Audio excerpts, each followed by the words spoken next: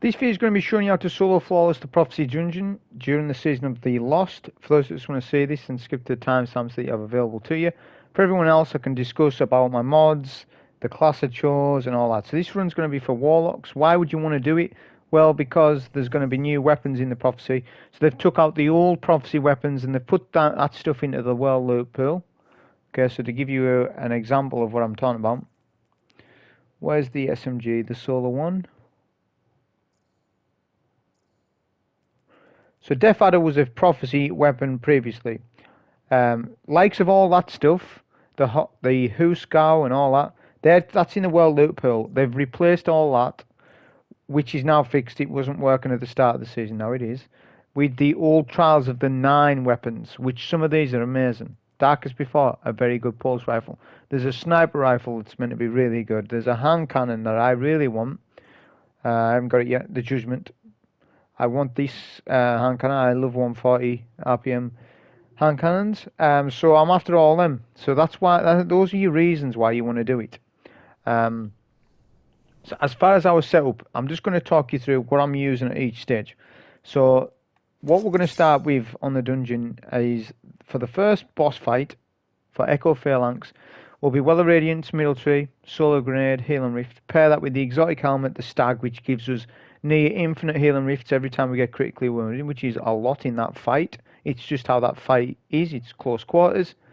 So we've got that on. We're using a Lucent Blade build to support the Lament for the solo 1 phase on the fight. So I've got Lucent Blade here, a charge up so we can get ×3 charge up. That's 3 stacks of Lucent Blade. A couple of machine loader perks. Obviously, I like all that stuff. Ammo finders. I'm still preaching ammo finders. I know the ammo economy's changed, but after I've played a lot this week, I'll be honest, I've played quite a lot, and I can still tell you ammo finders are still viable. You still want to put them on. You don't need dynamo, you don't need none of that stuff unless you're using a really specific build like Radiant Dance Machines on a Hunter. No, you don't need it. What you do want is ammo when you're solo. That's what you want. In a team, you don't need it. In a team, there's 3 people to do the boss. When you're on your own, it's just you. So it's either you want ammo or you don't. But I'm telling you something, if you're going to run out of ammo, then that's your fault for not using the finders. Put the finders on. And also for scavengers. Always match your scavengers to the weapons. Like, for example, I haven't got the right scavenger perk on right now because I've done the dungeon already. This is recording after it. But I would, put sword scavenger on here because I'm running Lament. Or if I'm using a different weapon, I'll always match the finders. You'll see throughout the run me swapping all the time. So it's a Lucent Blade build. We'll then switch off to our build that we're going to use for the entire dungeon after the first boss, which is Voidwalker, Attunement of Hunger.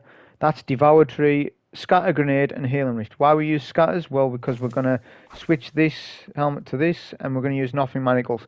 I know they're not meta, so to speak. Controversial is a better exotic, but we're going to use them because they're new. We've used Controversial now for, let's see now, you're looking at nearly 3 years you're looking at using that exotic. So, we want to play with something else, so I'm playing with something else, and we'll use Nothing Manacles. The setup's going to change. Lucent Blade will be taken off. I know it's on here, but I will take it off. And we'll be using a Protective Light build with the taken charge and the charge up. Same deal. Solar damage resistance and concussive dampener is essential for your resistance values in this dungeon. They are the best setups for the dungeon. You don't need sniper resistance. You don't need none of that.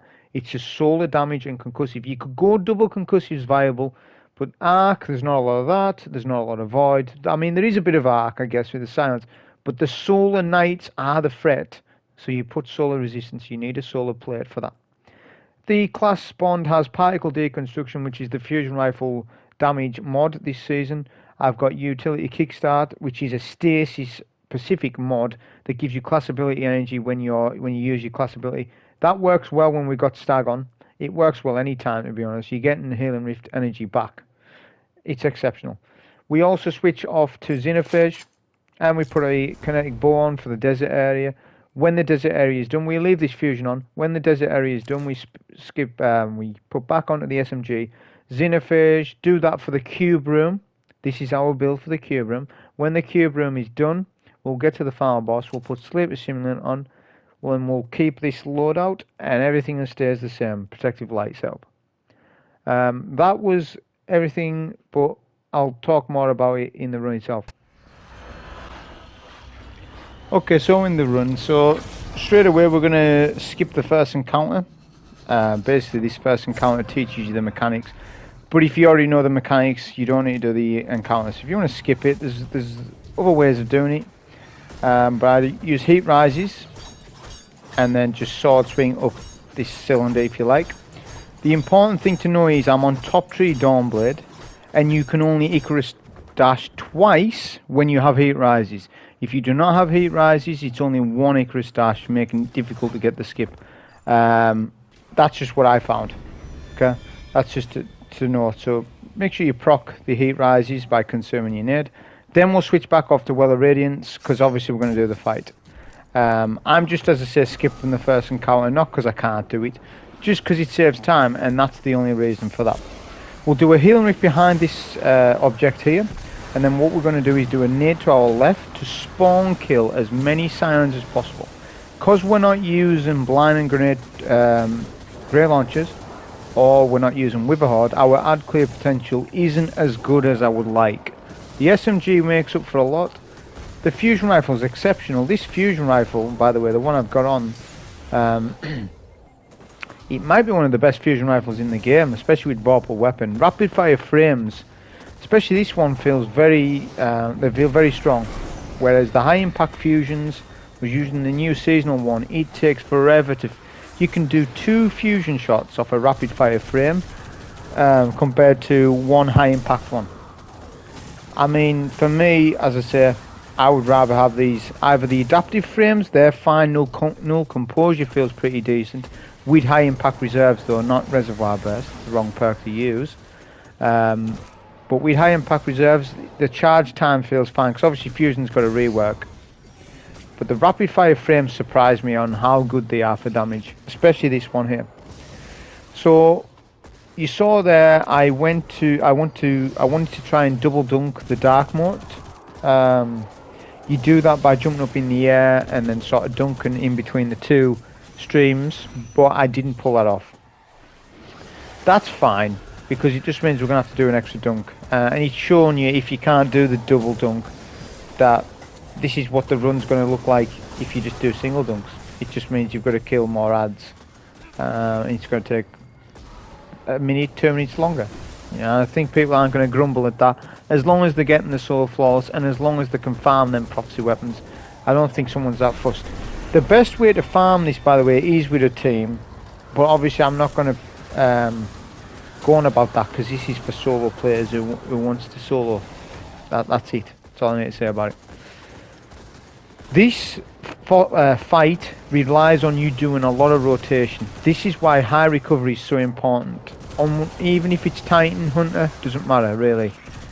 Well, it doesn't matter as much on a Hunter because you can go invis, but for the most part, you want a high recover. Did you see the boss knock me off the map there? Be prepared for that. If that happens, immediately swap to your sword and sword swipe back on the map. Always be aware of the boss, what he's doing, if he's trying to boop you, where the knights are to your left and your right. Pay attention to your radar. I know this isn't PvP, but I pay attention to my radar in PvE as well, especially when it's things like this. Knights can flank you. You know, everyone goes on about how aggressive the knights are in this, and they are. They're very aggressive. But the solar damage resistance fights against that. You can see I'm standing them flames for way longer than what I need to. But I'm not even getting in the red. And if I was to get in red, I can pop a healing rift, and I can get healing rift energy back when you get nearly departed to proc. It's very important that you leave 1 dunk up that's at the very top. It'll become clear why that is.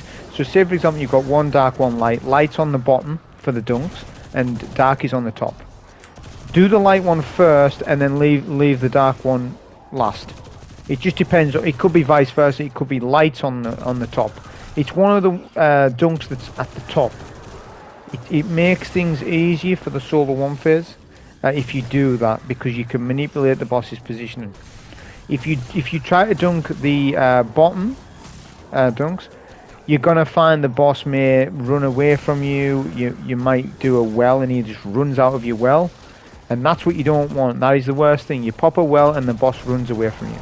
Because then your well of radiance, you can't do anything with that with a sword.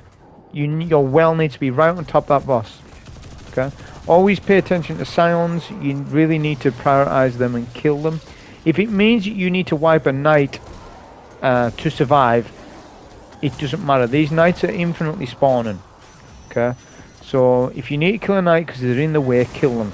But always on the silent phases, you really need to prioritize them. That's what the SMG is there for. Use your fusion, spam your fusion rifle, because you're not going to use much on the boss. Very little. If you execute this correctly, you'll do it in one phase, and therefore make it easier. The two phases are going to be a lot more difficult. So try and get the one phase. So you can see I'm dunking at the top, and the boss was right underneath. I mean, I can do a well on top of the boss, and then we're good to go. I've got 3 stacks of Charge of Light. I've just used some already. You can see keened, procced.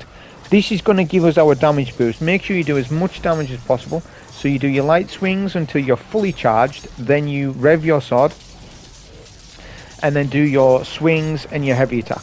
Maximize your damage as much as possible, because you haven't got a lot of time on this. Lament got a nerf, not this season, but the season prior. And it is harder now to one phase than it used to be. And if you use Fallen Guillotine, you can do it with that. But again, that costs a lot of sword energy. If the boss is still alive, use your fusion to finish. Your fusion will wreck the boss. You see the amount of damage you've done just with a legendary fusion because of particle deconstruction and Vorpal on it. You know, that's all stacking together. So if as I said, the well runs out, boss is still alive, use your fusion, clear the goblins if you must. But it's inevitable you get that one phase. If you don't, you just dragging it out, making it more difficult. I'm switching all my mods over. I'm switching my build over. I'm picking up any ammo, which is loads of heavy on the floor. Make sure you switch first to the weapon you need for the next encounter, because there's no flag to put in for the desert area. Okay, and you kind of want a bit of ammo for that, as you want weapons that's good to take down blights. So a lot of things I'm going to be saying into this run, a lot of people who have played Prophecy since it came out, they're just going to not get much information from this. But I need to cater to everybody so that they understand what's my stance on it, what do you do. You know, rather than just catering to elite players, I want to cater to people who haven't done it. And I'm catering more to the people that haven't done it anyways, to be honest, rather than people who are experts, because an expert person isn't going to watch this. If they can speedrun it in less than 20 minutes, do the Sparrow fly trick, what do they need this video for? They don't, because they've got all the knowledge for you. They've got all the knowledge. But the thing is, some of these speedrunners, they don't want to share that knowledge with you, which is why a lot of speedrun channels die, unfortunately, because they don't teach people. And this is the thing, people aren't bothered if you can do this, that, or the other. What people want to know is, how do I improve like you? How do I be as good as such and such person? And that's what it's about. I mean, sometimes, yeah, you know, it's good to show off your accomplishments at times. But if you really want to grow on YouTube, the irony of it is that you need to help people by doing that. So you give to people, and they give you a bit back by subbing to you, liking, or watching your videos. That's what it's all about. It's not about, well, I can do this, what can you do? Oh, you can't do anything? Alright then, see you later. That attitude's bad, and that's why there's not a lot of people speedrun. There's some great speedrunners out there, pleasant. I've spoke to a lot, but I've also spoke to a lot of bad ones as well. A lot of people who hide secrets, they'll upload videos after the reset so you can't compete with their times. All this stuff. That's why I'm not in that sort of realm of playing nowadays. I'm in my sort of my own, where I do my own stuff. And that's why I don't sort of speedrun stuff like this, like dungeons, even Nightfalls. I mean, team runs are fine. I like watching those, but solo-wise, ever since, you know, they made changes since Shadowkeep, speedrun's never been the same in this game. And to be honest, it's not meant to be speedrun. This game isn't meant to be like that, okay? But as you can see from the gameplay, I'm just taking out all the blights. My fusion rifle will free shot a blight. Xenophage will free shot a blight. Prioritize snipers before you take this, before you take the blights. That's very important you do that. because when you're going between blight to blight, if you're going to do it like that, the snipers can catch you out. If you're really nervous about the adds, then just sort of clear the area, clear everything if you must. If you really are worrying about this bit, because you can wipe, I guess, if you're playing too aggressive. This is where Devour can save you. Now, I've got Nothing Manacles on. Just to give you a quick note on this, I haven't watched everything about Nothing Manacles, but I did see 1 or 2 videos. Basically, if you use Nothing Manacles with Top Tree Nova Bomb, which is your charged up grenades, you do less damage with a scatter grenade if you charge it, as opposed to just throwing it. Okay? So you want to use Nothing Manacles with either bottom tree or middle tree. Middle tree is probably the best because there's some ability stuff that you can get on that. But honestly, bottom tree Devour is really good as well because you get grenade energy when you're getting kills when Devour's procced. So yeah, you're going to waste a charge of your grenades because you've got two scatters. You're gonna waste a charge, but then you're gonna gain back all that energy when you're getting the kills, when you're on your chain kills. And scatter grenades are exceptional for ag clear. They're a different type of grenade to Vortex. They have their playstyle. I'm not saying that Vortex grenades are worse. I'm not saying scatter grenades are better.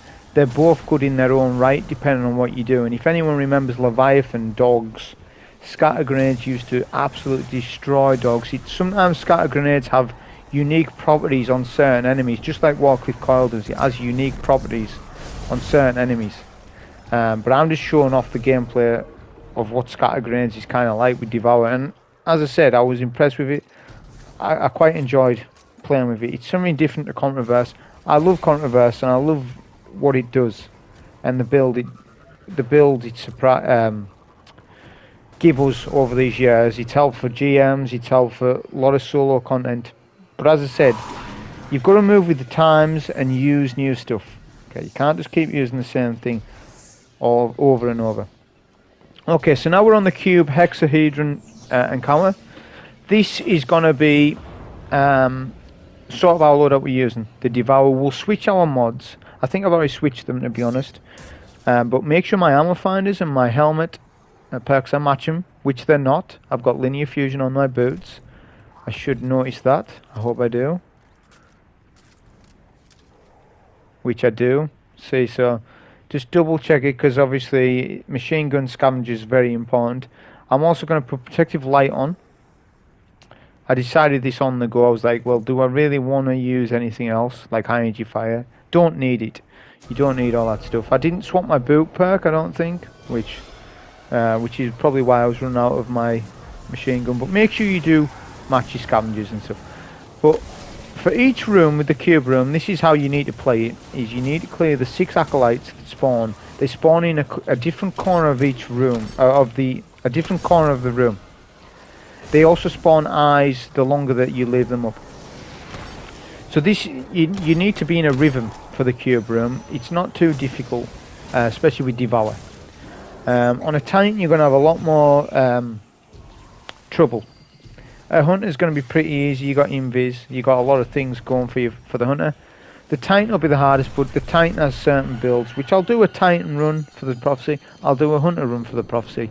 I've done them all in the past, and it doesn't mean to say I can't this season, so I will do. But the rhythm you want to do for each room is you look for your light.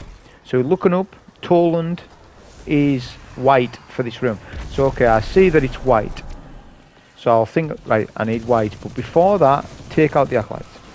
You need to melt them down quick. Use your fusion, use your SMG, whatever you want to do. Spam your ammo, but don't use Xenophage on the ads. Really don't need to. Use the Xenophage for your snipers. That's the key for the Xenophage, because the SMG isn't going to do us any good for the snipers, and the fusion, you know, it's got a good amount of range, but it's not going to be able to take those every sniper consistently. I'd rather just one-shot them with Xenophage, okay? So you want to manage your ammo between the two, between your legendary fusion and your Xenophage. The legendary fusion can two-shot a knight, and you'll see that happen. If you're ever weak, because of Nothing Manacles, we have 2 charges of Devour, so we can use a Devour charge there. We will get hit by snipers, that's fine. we've got our Devour. If you notice there, when I dunked the moat, it killed adds around the area, which then proc Devour. So you can see there's utility. That's why I proc Devour.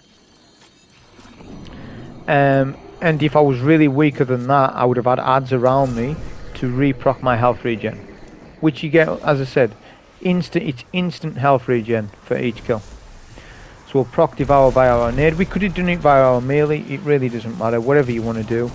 But just make sure you're starting off strong, killing those acolytes. It's a speed type thing, this, where you know, the quicker you clear the acolytes, the more you'll be rewarded, because these rooms can get on top of you. And what I mean by that is, if you were, for example, to take 2 snipers out first, that'll spawn in 2 knights, won't it? But then you've got 6 acolytes shooting at you while 2 knights spawning with solar flames. What do you think is going to happen? There's a high chance you're going to die, or you are increasing the chances of dying. You don't want to do that. You want to limit that, and the best way of limiting that is acolytes first, you know, snipers second, knights last.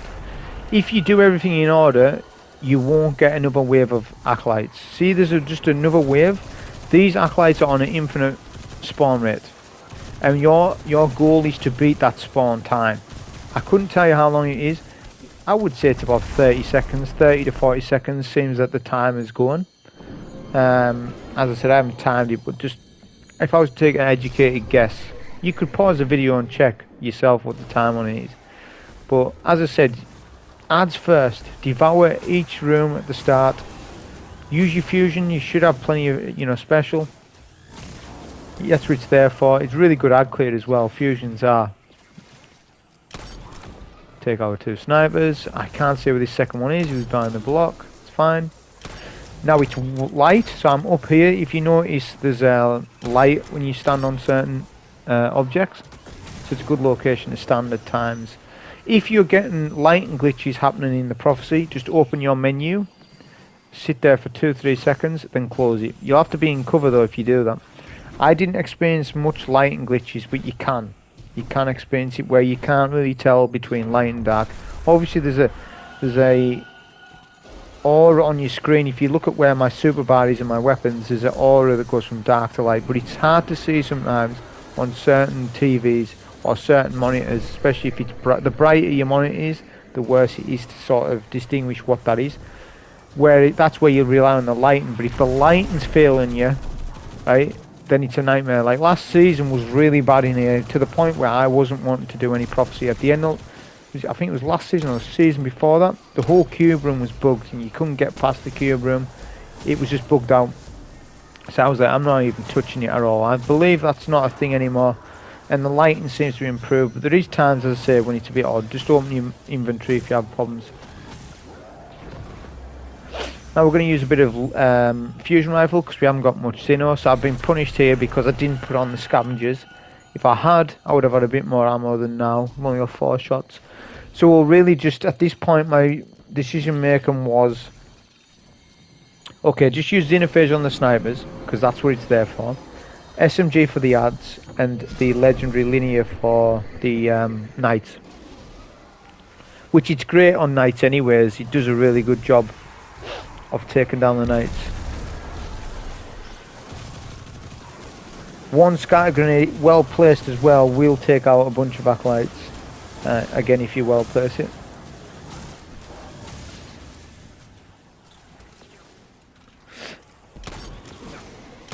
Again, we'll take the 2 snipers. Now we're just waiting on the knights. I believe this was dark, which is fine. We've still got Devour going as well on these knights, which is excellent, because while you're taking the knights, especially when you kill the first one, there'll be another sniper up above, because that's the mechanic, of course. For every sniper you kill, you get a knight. For every knight you kill, you get a sniper. But you don't need to kill the second wave of snipers, as long as you've got good movement, especially with the relic. Learn with the relic to sort of evade the snipers rather than, you know, trying to kill them. Obviously you can't drop the relic as well. If you want to drop the relic to kill the snipers again, you can't do that. Once you've got the relic in your hand, you've got the relic. Don't use scatter grenade too close to an enemy, it will kill you. As you see, if you watch closely, I nearly died there because of my own scatter. That's one thing that's dangerous with them, is you can do that, so just be careful. So I super one of the bosses, and on the other side I use the linear. I could have used, just use what you've got to sort of take those 2 Centurions out. And then that's the cube room done. So we'll stay on the same loadout. We don't really need to switch to anything. This is just the jumping puzzle or the Sparrow section. So I can show you that. I do end up missing one of the chests, but I missed it because I'd already picked it up on a previous run. So one of the, like I said, there's a chest, but I'm sure you'll know where that is. But this video, as I say, it's not really dedicated for that. Just for you to get your soul flaws and look at getting some of them Trials of the Nine weapons. So we're back out at the desert. We'll just Sparrow to the exit. Echo Kell's shown us, or Kell Echo is shown us where the exit is. It's fine. And then we can Sparrow out of here. So, something off topic, but well, it's not off topic really, because it's sort of similar. Bungie's announced, I'm not 100%, but I think there's 3 new dungeons coming, up and coming. I think it's 2 new dungeons next year, and I think it's a dungeon this Christmas. If I'm wrong, tell me different, but I think, I haven't looked it up to say that. When I watched the reveal stream last week, that's how I picked it up. 3 new dungeons in total. The Gallahorn dungeon this Christmas, 2 new dungeons for next year. I'm assuming with different seasons or different expansions. So that's a lot of new dungeons coming. So I think Bungie recognises how good it's a activity on its own. They're not strikes, they're not raids. They're the middle ground between a strike and a dungeon, a strike and a raid. They call them the raid 3-man, the raids for three people. But they're built for solo players first. They've said this multiple times. When they're designing the dungeon, the encounter is designed so that it is possible to solo it. But it's very difficult for solo.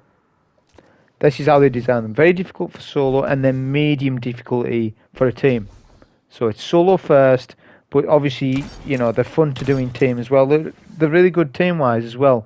I like coming in, especially when it's the start of the season, just doing pinnacles. I don't always solo it. It just depends on, what's going on. If you take the right side route here, I did take out the snipers there just to be safe. Again, you could go through quicker on this. You can do the sparrow fly trick if you know how to do it. Just know that if you don't do the sparrow fly trick and you die, then that's your soul flawless ruined.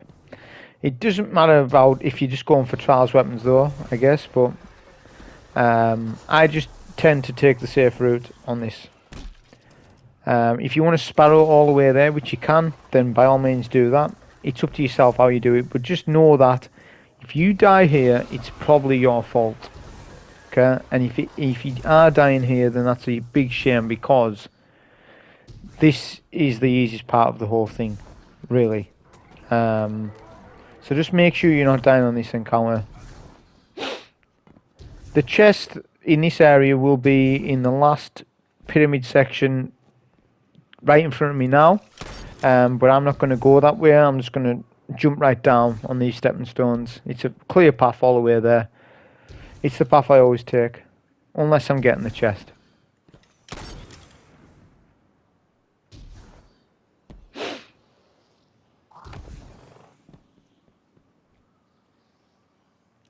Just be careful with this next section with the lift, as sometimes the lift will sort of bug out and it won't teleport you. If that happens, just be cautious of a taken phalanx. Couple of ads. The taken phalanx sometimes can reappear on your body and bump you off the map. I've actually had that happen to me, not this season, but it has happened to me before. Be very careful. And also it can teleport the ads. You can see here, look, there's a phalanx actually come up with me. Just be careful that nothing dodgy happens there, which it can do. Generally it won't. And now we're on with the final boss. So we're going to switch off Xenophage, and then we're going to put on the Exotic Linear Fusion Sleep Simulant. As I said, there's alternative ways of doing this. I would say probably River Horde, Icolos SMG with one-man cells, and Threaded Needle, or any other linear legendary linear you can think of would be a better setup than what I'm using here. Maybe, I'm not 100%. I haven't tested it. But this setup's pretty good. It's going to be a safe 3 phase. Is it possible to solo 2 phase with linear fusions and fusions? Maybe. It's going to be very close. You'll see, you know, I don't want to do it like that really, because well, you'll see why in the run. Obviously, if I could consistently solo 2 phase on this setup, then I would. I've solo 2 phase with Witherhoard, which has happened. Which, as I said, you could definitely still do that. But when you start the room, first thing is you need to look at what you need to dunk. You then need to proc a Devour straight away, because this room there's not much cover.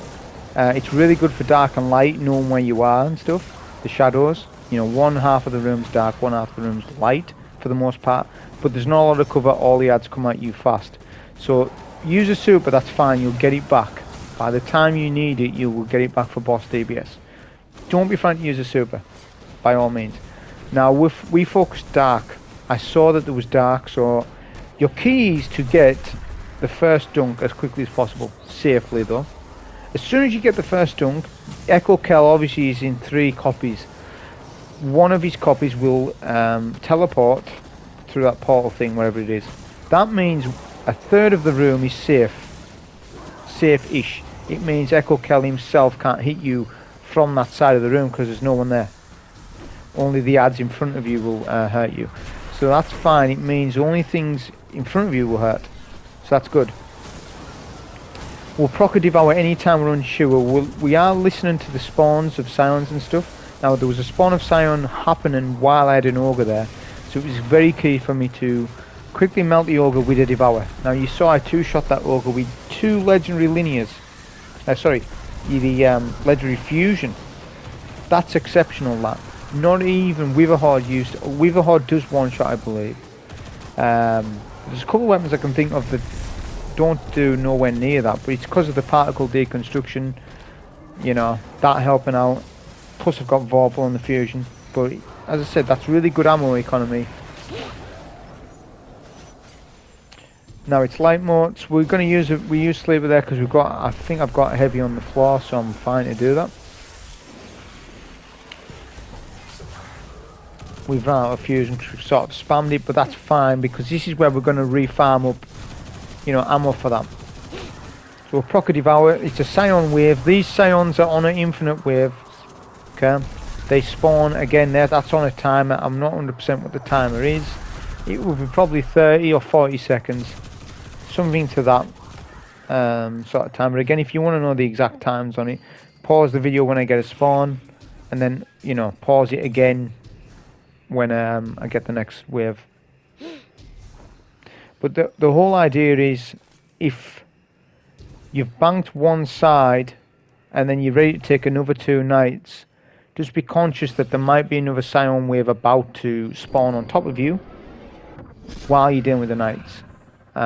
So you might be better off just weakening the 2 knights and wait for the next Scion wave. Kill the Scion wave, then go from there. So for boss DPS, this is what we're going to do. I'll be going through it 3 times because there's a lot going on at once. I use both my scatter grenades, then I use 3 sleeper simulant shots. We then, after that, this is the time, it happens every time, we take the 2 snipers. I think I left 1 sniper up. This time, I generally don't do that, but for whatever reason I did. But that's fine, because he can't, the sniper at the start of the room can't really hit you. We then proc the Devour via melee. Then we're doing another 2 sleeper shots, and then we push up. Always push up ahead of the boss, not behind the boss. Okay, so you're always playing ahead of the game. Obviously there's the Dark Entropy debuff. We use a Scatter Grenade and a Nova. I use my super there specifically because it's just the best super usage. It's the best time to use it. And then after that, you want to focus sleeper damage. Because he's far away at this point, it's a good time because he's not going to do his teleport attacks because he's out of your range. My Dark Entropy is times 4, times 5. As long as it doesn't get to, I can't mind if it's times 10, I don't even know. But I generally never get caught out of the Dark Entropy mechanic. As long as you play it to the T, then you're not gonna... It's when he teleports you, that's when you're gonna get hit by that Dark Entropy. Never let him teleport. So we're just gonna keep using, you know, a good amount of fusion. He's now, we've got him down to 35. We took about 40% damage off him, which is fine. I could have spammed more ammo. You saw I just started using SMG. Why did I do that? Well, this is why. If you exhaust all your special and heavy, you've got to know that you're going into a fresh room with a bunch of scions, 3 knights. You've got to deal with all that stuff with no special or heavy. And there's no guarantee the first scion you kill gets you a green brick. So this is where, after each damage phase, obviously it's going to be the first and second phase, leave yourself maybe 4 fusion rifle shots. You can exhaust all your heavy, that's fine, but at least save yourself a little bit of special for the next room. That's key, because that's where you can get your wipes, where you sort of out of ammo. I know you've got Devour and stuff, but again, it's just a primary. It's not. You're not going to melt a knight down with just a primary. So you need to have, again, it's 2 fusion rifle shots per knight. So if you left yourself 4 shots, that's more than enough to deal with the first phase of the next room. Now you also want to make sure you've got a Devour going. Activate it via your grenade. It's a little bit safer. You can do it via your melee for sure and save a nade up, but this is all about surviving. It's not so much about efficiency in doing this the quickest. It's more about doing what you need to do but staying alive while you're doing it. This room has some light in it. Now this room's difficult. This is the one where it's got a platform in the middle and it's raised. When you need light in this room, go on the raised platform, because all the raised platform is considered as light. Okay? So that is your best place to take the knights, because the knights can't run after you. Their AI isn't advanced enough to jump on the platform. It would be kind of funny if they could do that, but they can't. They just then shoot at you with their solar fire, which is perfect. So, as I said, that's what you want to do when you've got light. If you've got all dark in this room, which is a possibility, then that's great for you, because that's probably the best RNG. Now, if you saw there, I was playing smart. I had maybe 10-15 seconds to melt those knights. Why didn't I do that? Well, because I knew this scion phase was coming, and I also wanted to farm some ammo up. Now I'm starting to get more ammo, a bit more healthy that way, so then I can start to deal with, you know, the knights a bit better. So I waited for that scion phase, dealt with the scion phase, and then I'm free again. I've got some breathing space to just deal with the knights. Okay, so we're going to have a light, we'll bank that. Generally save a healing rift for the ogre as well if you really are struggling with the ogres. Just save, you never really need a healing rift. Maybe at the start when there's 3 echoes in the room. Sure, sometimes you might do, because there might be no ads left and there's 3 knights beaming you down. But other than that, you don't really need to use your healing rift too much, because the Devour is doing a lot of the work. This is something where I'm taking a risk, so you can see I'm getting scion waves. I'm getting a scion wave while I'm picking up motes. You can do that, that's fine. The only thing is you need to keep an eye on your health. Be really good with the relic. Make sure you're dodging all the enemy fire. If you get weak at any point, use a Devour. The thing is, you will be in trouble if you are gaining a mote like that, but you don't have no Devour to activate, and then you get one shot with the relic and then you die. That's where you're trouble. So always make sure you save a Devour handy. This is what's kind of good about Nothing Manacles. I know it's good for the scatter grenade aspect of it and stuff, but it's kind of nice that you get 2 Devours there for free. So you can kind of use it defensively as well as offensively, this exotic. On bottom tree, as I said, don't use it with top tree Nova. It's not working. I don't know if that's the way of them balancing the exotic by saying, okay, you're sort of not going to get increased damage from it because you're getting 2 grenades. So that's the unique thing, and it's tracking. So they wouldn't want to maybe buff up the damage up. It's actually less damage than what a normal scatter grenade will do. So as I said, when you're using Nothing Manacles, use it with either Nova Warp, which is really good subclass right now. Not as good as Devour, because Devour is, you know, the best solo subclass ever invented. But Nova Warp is pretty damn good, and I will use it in videos coming up. we're ready for DPS. You can see my ammo is healthy. Always farm up your ammo before you start a DPS phase. If you didn't know, you can keep farming the sounds infinitely until you get your ammo that you need. Make sure you do that before you start any phase. If you start this boss fight phase with no ammo, heavy wise, or even special, you just wasted your time. You've just wasted doing a room to find that you're not going to do any damage. Try not to do that. I'll activate Devour via one of these Scions. We're going to come right back here. I do DPS a little bit different this time, trying something out. Doesn't work to be as good, but again, we're going for a safe 3 phase anyway, so it doesn't matter too much. Again, we're always taking out the snipers. We wait for the boss to do his teleport attack, and then we do Scatter Grenade Nova. I'll do Slaver Shot and then back off. Miss my crit, which will happen at times when he does his teleport attack, which is why I like to come back here as soon as, and then the boss is just stationary. Okay, this is where you can get your damage. Get our damage in there. Now we'll use a bit of fusion. You can see the damage it's doing, really good. As I said, it's an exceptional fusion. You can farm this fusion rifle up via the Umbral engrams. I would recommend you do it, just get a Vorpal roll. As long as you got Vorpal, you know, masterwork it, you're good with that. We're going to put in a bit more damage. You can see now the boss is getting close to 25%, 20% HP left. So the final phase of damage is going to be super easy for me. You can see I've got 6 fusion rifle shots, 2 linear fusion rifle shots. It means I've got enough ammo to deal with the first phase of the farm room. Now it could be Hell Room. We used to call it Hell Room. There's a specific room because I can't remember how many rooms there is. I think there's 4 rooms. Is there 4 rooms that you can get? It's such a well designed dungeon, this, especially the boss fight. It might be the best. I always say Wrath of the Machine, the raid boss fight, the final boss fight, is the best raid fight ever designed, ever, for Destiny. I think that this Prophecy fight is the best ever boss fight designed for solo players. There isn't a better fight that I can think of in any other dungeon that's better than this one.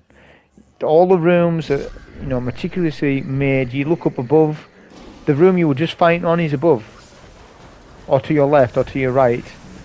You know, it's just great. I know we're banking moats in it, but I don't mind that mechanic. People call it, but I actually quite like the bank and the moats in this, because it ties to the drifter, etc. You know, you can do all that stuff. So this room, it's more about the light and dark. So this room struggles for dark. You can see if you look around, there's a lot of light in this area. Now if you're going to get 3 darks, then unfortunately that's bad RNG for you. You're going to struggle. But there's sections of the map where you can sort of easily get dark for the nights, which I'll show you when I do the dark. I have no fusion, so I'm using a bit of linear, because we just need to get through this fight, because obviously the final phase of boss damage is easy. He's got 20% HP left, so we don't need to really, you know, be saving loads of ammo, but we do need to be melting down knights and getting, you know, clearing this room as quickly as possible.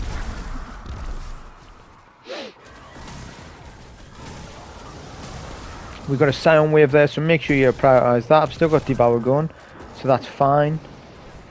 Use a scatter here just to show you the add capability of it, the add clear capability. As I said, it's really good. I really like the Nothing Manacles, and there's better builds than what I used. You can use the stasis version of these gauntlets, where you get great energy on the stasis Nothing Manacles. I didn't masterwork them to be stasis though at the time, but I may change it, the element, or I may just farm up another Nothing Manacles and get a stasis version. So where you just saw me there, I was standing obviously in the dark. There's a couple of areas like right here, it's really good, as long as you've got a healing rift though. Pop a healing rift in the dark, and then you can let the knights sort of, you know, damage you, but that's fine. You're going to get the solar resist, so you'll survive it, and you can then,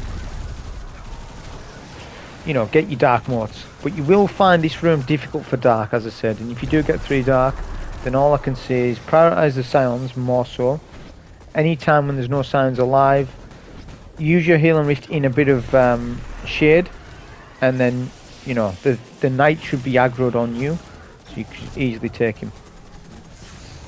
If you get free light, then you're not a problem in this room. As I said, you're getting loads of light. Now we're just farming up a little bit of ammo because I haven't got much of anything right now, and I know it's pretty much done for, but I just wanted to get a bit of special.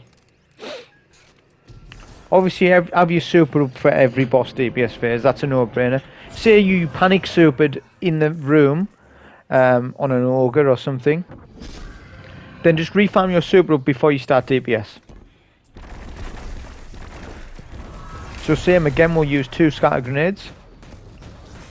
Then we'll use expand 3 sleeper shots. He'll do his teleport move. That's your cue. When he does his teleport move, the 2 snipers spawn. When he does that, kill the snipers. Forget about boss. Then you can put a bit of damage into the boss, but then you want to take the next 2 snipers. In total, there's 8 snipers, I believe, that spawns. That's quite a lot. I'll put a bit of fusion damage in. See, what we're doing here is we're sacrificing plates of damage to be ahead to clear the snipers, so that there's less of a danger. The only threat is the boss, so that we can keep moving ahead. You'll never get killed by the Dark Entropy. If you do the DPS exactly like me, you'll never get to ×10, because the boss gradually makes himself to you, because obviously to ring round the boss. That's the mechanic of it. You can just see the outline of the ring now. That's why I'm taking the Dark Entropy ×5, ×6. But eventually it'll start going down like it is right now. We'll finish him off with a couple of sleeper shots, as it was pretty easy the last phase of damage. But anyways, that was the Soul Flawless Prophecy during this season of The Lost. Showing you how to get the trials of the 9 weapons as well. I got Darkest before on this run. But that was the run. Hope you enjoy. Thank you.